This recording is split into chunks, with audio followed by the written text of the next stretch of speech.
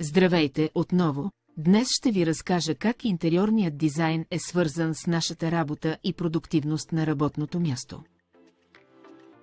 Добре проектираното работно пространство може да насърчи концентрацията и ефективността.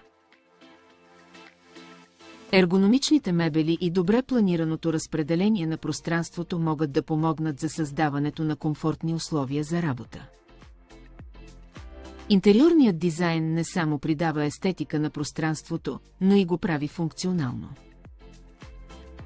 Правилното разпределение на мебелите и аксесуарите може да улесни потреблението на пространството и да го направи по-удобно за живеене или работа. Разбира се, да не забравяме, че не е препоръчително да смесваме работата с удоволствието. Харесай, сподели и виж как интериорният дизайн отразява вашата същност и стил. Очаквайте в част 3.